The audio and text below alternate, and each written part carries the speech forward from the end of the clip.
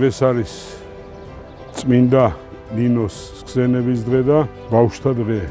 დღეს მიულოცეთ ჩვენ თანამებრძოლების, ჩვენი გმირი მეომრების ოჯახებს, რომლებიც ყოფიერებაში ძლიერები არიან, მრავალშვილიანი მამები არიან, თავიანთ ულამაზეს მეუღლეებთან ერთად საქართველოს უზრდიან მრავალ ღირსეულ ბეჯგაშლილ ახალგაზრდას. გილოცავთ ყველას, გაგაძლიეროთ ღმერთმა და გაგვამრავლოს და გაგვაერთიანოს. მრავალშვილიანი დედა ვარ და ბავშვთა დაცვის დღე რომ მომილოცა ვეტერანთა სამსახურმა, ეს ჩემთვის ორმაგად დასაფასებელია. უღრმესი მადლობა მინდა უთხრა ბატონ გენერალ ყბალაძეს.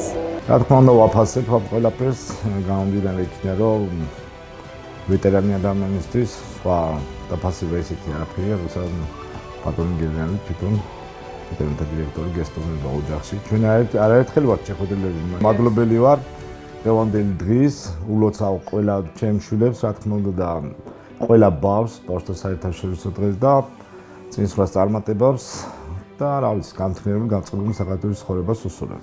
ულოცავ სრულიად ბავშვთა სამყაროს ამ ულამაზეს დღეს, ნინოობასაც ბედნიერები და გაღიმებულ და გალაღებულ სამყაროში ეცხოვროთ. ძალიან დიდი მადლობა ბატონ კობა კობალაძეს გახარებისთვის, ჩვენი პატარების დაფასებისთვის.